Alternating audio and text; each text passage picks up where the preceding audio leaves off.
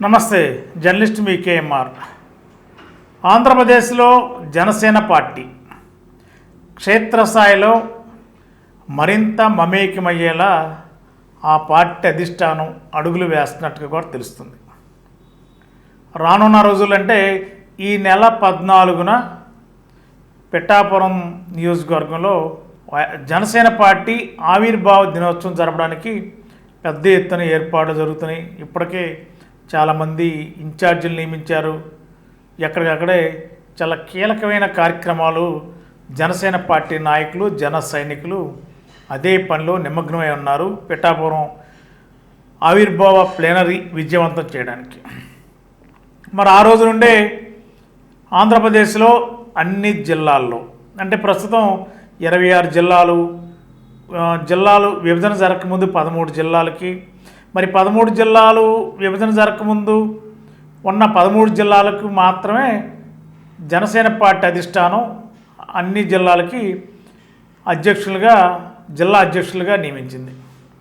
రేపు 14 తర్వాత, అంటే మార్చి 14 పిఠాపురంలో జరిగే ఆవిర్భావ దినోత్సవం తర్వాత 26 జిల్లాలకి జనసేన పార్టీ జిల్లా అధ్యక్షులను నియమించడానికి ఆ పార్టీ అధిష్టానం కసరత్తు చేస్తున్నట్టు ఎంటీవీకి అందుతున్న సమాచారం.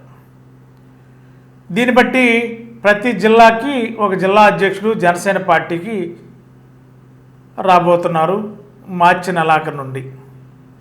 మరి ఈ దశలోనే ఉమ్మడి పశ్చిమ గోదావరి జిల్లాకు సంబంధించిన జిల్లా అధ్యక్షులుగా ప్రస్తుతం కొటికిలిపూడి గోవిందరావు గారు ఉమ్మడి పశ్చిమ గోదావరి జిల్లా అధ్యక్షులుగా ఉన్నారు. బహుశా పిఠాపురం ప్లేనరీ తర్వాత మరి కొటికిలిపూడి గోవిందరావు గారు భీమవరం జిల్లా, అంటే నరసాపురం భీమవరం జిల్లాకి అధ్యక్షులుగా ఉండే అవకాశం ఖచ్చితంగా కనిపిస్తుంది. మరి ఏలూరు జిల్లాకి జనసేన పార్టీ అధ్యక్షులు ఎవరు అని చర్చ నడుస్తున్న తరుణంలో ఎంటీవీకి అందుతున్న సమాచారం మేరకు ఏలూరు జిల్లా జనసేన పార్టీ అధ్యక్షునిగా ప్రస్తుత ఆర్టీసీ విజయవాడ జోనల్ మేనేజర్గా ఉన్న రెడ్డి అప్పలనాయుడు గారిని ఏలూరు జిల్లా జనసేన పార్టీ అధ్యక్షులుగా దాదాపుగా నియమించడానికి జనసేన పార్టీ అధిష్టానం ఒక కీలక నిర్ణయం తీసుకున్నట్టుగా కూడా ఎంటీవీకి అందుతున్న సమాచారం. మరి ప్రస్తుతానికి పిఠాపురం ప్లేనరీకి సంబంధించి మరి 2-3 రోజుల క్రితమే ఏలూరు పార్లమెంటుకి ఈ ప్లేనరీ సంబంధించిన బాధ్యతలు నిర్వర్తించడానికి సమన్వయకర్తగా, అంటే ఇన్ఛార్జిగా ఈ ప్లేనరీ విజయవంతానికి, ఆవిర్భావ దినోత్సవం ప్లేనరీ విజయవంతానికి రెడ్డి అప్పలనాయుడు గారిని ఆ పార్టీ అధిష్టానం నియమించింది. మరి దీంట్లో ఈ నియామకంలో చాలా రకాలుగా ఆలోచిస్తే దీని వెనక రాజకీయ వ్యూహం ఉందని కూడా మనకు అందుతున్న సమాచారం. మరి ఈ రాజకీయ వ్యూహంలో భాగంగానే మరి ప్లేనరీ తర్వాత జనసేన పార్టీ ప్లేనరీ తర్వాత అన్ని జిల్లాలకి, మండలాలకి, గ్రామాలకి, పట్టణాలకి జనసేన పార్టీ క్రియాశీలకంగా క్షేత్రస్థాయిలో టార్గెట్ 2029 ఎన్నికలే లక్ష్యంగా జనసేన పార్టీ అధినేత పవన్ కళ్యాణ్ గారు అడుగులు వేయబోతున్నారనేది మనకు అందుతున్న సమాచారం. ఈ మేరకు మాత్రమే మార్చి 14న జరిగే ఆవిర్భావ దినోత్సవం తర్వాత రాష్ట్ర వ్యాప్తంగా జనసేన పార్టీకి, జన సైనికులకి, వీర మహిళలకి ఒక దిశానిర్దేశం చేయనున్నట్టు తెలుస్తుంది. మరి ఏలూరు జిల్లాకి రెడ్డి అప్పలనాయుడు గారు జనసేన పార్టీ అధ్యక్షులుగా త్వరలో నియామకం కాబోతున్నట్టు కూడా మనకు అందుతున్న సమాచారం. ప్రస్తుతానికి విజయవాడ ఆర్టీసీ జోనల్ చైర్మన్గా ఉన్నారు. అదేవిధంగా ఏలూరు అసెంబ్లీ నియోజకవర్గానికి ఇన్ఛార్జిగా కూడా ఉన్నారు. మరి మారుతున్న రాజకీయ సమీకరణలో 2026లో రాష్ట్ర వ్యాప్తంగా నియోజకవర్గాల పునర్విభజన జరుగుతుంది. దాదాపుగా జరిగే అవకాశాలు దాదాపుగా 100% పక్కా అనేది కేంద్రం ఇప్పటికే ప్రకటించింది. ఆ దిశగా గణాంకాలు, కులగణనలు ఇవన్నీ కూడా కార్యక్రమాన్ని స్టార్ట్ చేసాయి ప్రభుత్వాలు. మరి భవిష్యత్తులో 2 నియోజకవర్గాలు, ఏలూరు జిల్లాలో 2 నియోజకవర్గాలు, కొత్త నియోజకవర్గాలు, అంటే ఒక పార్లమెంట్ పరిధిలో 2 నియోజకవర్గాలు వస్తాయనేది ఒక సమాచారం.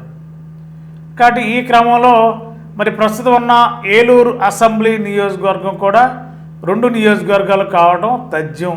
దాంట్లో ఇంకొక మాట లేదు. డీలిమిటేషన్ 2026లో జరిగిన తర్వాత మళ్ళీ ఎప్పుడు జరిగినా ఖచ్చితంగా ఏలూరు 2 నియోజకవర్గాలు అర్బన్ గానా రూరల్ గానా లేదా ఏలూరు టౌన్ని 2 విభాగాలుగా పక్క నియోజకవర్గాలను కూడా కలుపుతూ దెందులూరు నియోజకవర్గంలో ఉన్న మండలాలను కూడా కలుపుతూ 2 నియోజకవర్గాలుగా ఇప్పుడు ఏలూరు రూరల్ మండలం అంతా ఒక నియోజకవర్గం. ఆ ఏలూరు రూరల్ మండలం అంతా కూడా దెందులూరు నియోజకవర్గం పరిధిలో ఉంది ప్రస్తుతానికి. మరి ఏలూరు చుట్టూ 7 గ్రామాలు ఉన్నాయి ఏలూరు నియోజకవర్గ పరిధిలో. మరి విభజన అంటే డీలిమిటేషన్ జరిగినప్పుడు మరి ఏలూరుని 2 నియోజకవర్గాలు చేసినప్పుడు రూరల్ అంతా ఒకటి చేస్తారా, ఏలూరుని సగం రూరల్కి ఏలూరు కలుపుతారా, లేదా ఏలూరు పక్కన 1-2 దెందులూరు నియోజకవర్గం పరిధిలోని 1-2 మండలాలని ఏలూరులో ఉన్న 2వ నియోజకవర్గానికి ఎక్కడైనా కలుపుతారా అనేది క్లారిటీ రావాలి. మరి ఈ క్రమంలోనే భవిష్యత్ రాజకీయాలకి జనసేన పార్టీ చాలా సుదీర్ఘంగా ఆలోచిస్తున్నట్టుగానే తెలుస్తుంది. మరి ఈ క్రమంలోనే మార్చి 14 తర్వాత అనేక రకాల వ్యూహాలకి పదును పెట్టడమే కాదు, క్షేత్రస్థాయిలో జనసేన పార్టీ అనే నినాదాన్ని తీసుకెళ్ళడానికి కూడా ఆ పార్టీ అధ్యక్షులు పవన్ కళ్యాణ్ గారు ఒక కీలకమైన ఆలోచన చేసి ఆయన నాయకత్వం కూడా రానున్న రోజుల్ని దృష్టిలో పెట్టుకుని టార్గెట్ 29 అనే లక్ష్యంతో అడుగులు వేస్తున్నట్టుగా తెలుస్తుంది. మరి ప్రస్తుతానికి ఏలూరు పార్లమెంట్కి ప్లేనరీ సమన్వయకర్తగా ఉన్న రెడ్డి అప్పలనాయుడు గారు బహుశా మార్చి నెలాఖరుగా లేకపోతే ఏప్రిల్గా అనేది క్లారిటీ రావాలి. కానీ ఏలూరు జిల్లాకి జనసేన పార్టీ అధ్యక్షులుగా రెడ్డి అప్పలనాయుడు గారు దాదాపుగా ఖరారు అయినట్టే. అది క్లారిటీగా జనసేన పార్టీ అధికారికంగా ప్రకటించడమే తరువే తప్ప ఎంటీవీకి అందుతున్న సమాచారం మేరకు ఖచ్చితంగా రెడ్డి అప్పలనాయుడు గారు ఏలూరు జిల్లా జనసేన పార్టీ అధ్యక్షులుగా, భీమవరం జిల్లాకి కొటికిలిపూడి గోవిందరావు గారు అధ్యక్షులుగా ఉండే అవకాశం స్పష్టంగా కనిపిస్తుంది. మరి ఇదే నేపథ్యంలో మరి రెడ్డి అప్పలనాయుడు గారు ఎప్పటి నుండో ఎమ్మెల్యేగా పోటీ చేయాలని ఒక కాంక్ష కూడా ఆయనలో బలీయంగా ఉంది. మరి 2 నియోజకవర్గాలు అయినప్పుడు మరి ఆయనకు కూడా అవకాశం వస్తుందా? మరి 3 పార్టీలు కలిసి పనిచేస్తే ఆ అవకాశం ఒకటి జనసేనకి ఒకటి టీడీపీకి అనే అవకాశం వస్తుందా? మరి ఆ రోజున్న పరిస్థితి ఎలా ఉంటుందో తెలియదు. మరి ఈలోపే ఏలూరు అనగానే కాపు నియోజకవర్గం అని ఒక పేరు ఎప్పటి నుంచో కొన్ని సంవత్సరాలుగా దాదాపుగా 95 నుంచి కూడా ఏలూరు కాపు నియోజకవర్గం, అక్కడ కాపులకే ఎమ్మెల్యే అభ్యర్థిత్వం ఏ పార్టీ అయినా ఇవ్వాలి అనేది ఆ పార్టీ అధిష్టానాలు ఇప్పటికే ఒక నిర్ణయాన్ని తీసుకున్నట్టు కూడా తెలుస్తుంది. మరి గతంలో ఉమ్మడి పశ్చిమ గోదావరి జిల్లాగా ఉన్నప్పుడు ఏలూరులో మడా రంగారావు గారు పోటీ చేశారు బీసీ కేటగిరీలో. 1994 మాగంటి వరలక్ష్మీదేవి గారు పోటీ చేసి ఓడిపోయారు. మరి ఆ తర్వాత దాదాపుగా నేరెళ్ళ రాజా గారు పోటీ చేశారు వైశ్య కోటా నుండి, అంబికా కృష్ణ గారు పోటీ చేశారు వైశ్య కోటా నుండి, అదేవిధంగా రంగారావు గారు పోటీ చేశారు కాపు సామాజిక వర్గం నుండి. ఇట్లా చూసుకుంటూ పోతే ఓవరాల్గా ఆ తర్వాత వచ్చిన సమీకరణలు కానీ ఆ తర్వాత వచ్చిన పరిస్థితులను బట్టి కానీ దాదాపుగా అటు కాంగ్రెస్ ఉన్నప్పుడు, తర్వాత వైసీపీ ఉన్నప్పుడు, ఇప్పుడు టీడీపీ పరంగా కానీ ఓవరాల్గా ఆ పార్టీలైనా ఈ పార్టీలైనా కాపు సామాజిక వర్గానికి సంబంధించిన అభ్యర్థులే.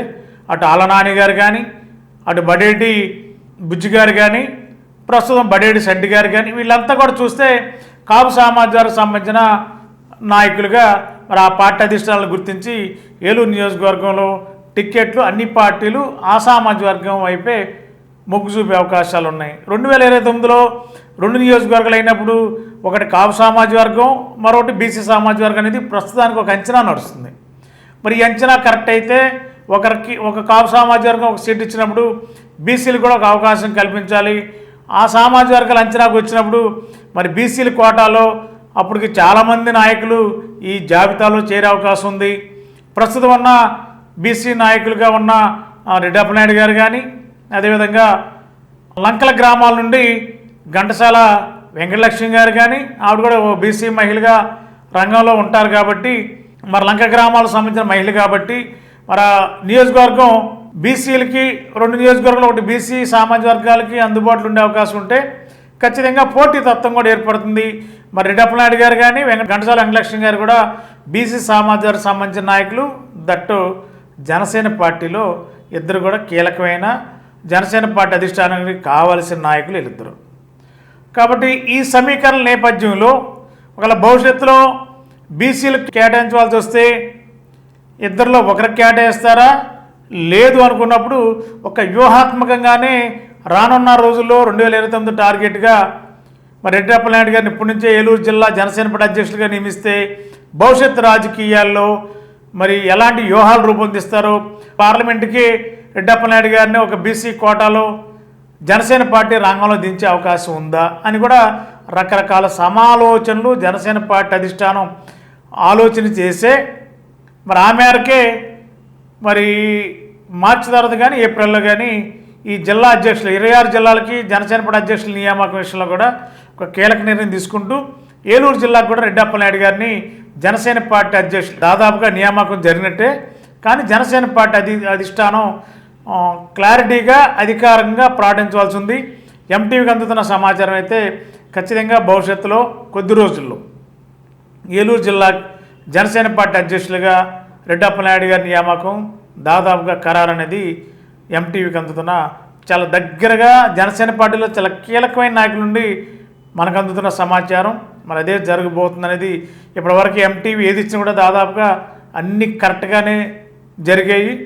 బహుశా నేను కూడా అన్ని రకాలుగా చెక్ చేసుకుని పార్టీలో చాలా కీలకమైన నాయకులతో పెద్ద నాయకులతో మాట్లాడి రాష్ట్ర వ్యాప్తంగా జనసేన పార్టీ అంచనాలు ఏంటని పూర్తిగా తెలుసుకునే నేను ఈ విశ్లేషణ చేస్తున్నాను. దాదాపుగా రెడ్డప్పలనాయుడు గారు జనసేన పార్టీ ఏలూరు జిల్లా అధ్యక్షులుగా ఉండటం ఖాయమనేది మనకున్న సమాచారం. మరి అధికార ప్రకటనే రావాలి, చూద్దాం ఏం జరుగుతుందో. Thank you. గత 20 సంవత్సరాలుగా దంత సమస్యలతో పాటు దవడ మరియు ముఖ సంబంధ సమస్యలకు చక్కని చికిత్సలు అందిస్తున్న శ్రీ రామకృష్ణ దంత వైద్యశాల, నరసింహారావుపేట, ఏలూరు. ఎమర్జెన్సీస్ లో వాడే ఆక్సిజన్ కాన్సంట్రేటర్లతో పాటు air purifier, UV light steriliser, ULV fogger వంటి పరికరాల ద్వారా పరిశుభ్రమైన వాతావరణంలో చికిత్స అందించబడుచున్నది. ఆర్వీజీ ద్వారా అతి తక్కువ రేడియేషన్ ఉపయోగించి దంత వ్యాధి నిర్ధారణ మరియు రూట్ కెనాల్ వైద్యం చేయబడుచున్నది. డెంటల్ లేజర్ ద్వారా కుట్లు లేకుండా సర్జరీలు, ఇంప్లాంట్స్ కిట్స్ ద్వారా పళ్ళు లేని వారికి ఫిక్స్డ్ దంతాలు, రూట్ కెనాల్ చికిత్సలకు ఎండో మోటార్ వంటి ఆధునిక పరికరాలు కలిగిన నమ్మకమైన డెంటల్ క్లినిక్. అత్యంత ప్రామాణికమైన ఆటోక్లావింగ్ పద్ధతిలో శుభ్రపరిచిన ఇన్స్ట్రుమెంట్స్ వాడడం మా ప్రత్యేకత. దంత సమస్యలకు చికిత్సతో పాటు విరిగిన దవడ మరియు ముఖ ఎముకలకు చికిత్స, ఎత్తు మరియు వంకర దవడలకు కాస్మెటిక్ సర్జరీ, యాక్సిలోఫేషియల్ వంటి చికిత్సలకు చిరునామా శ్రీ రామకృష్ణ దంత వైద్యశాల, వేములపల్లి రెసిడెన్సీ అపార్ట్మెంట్,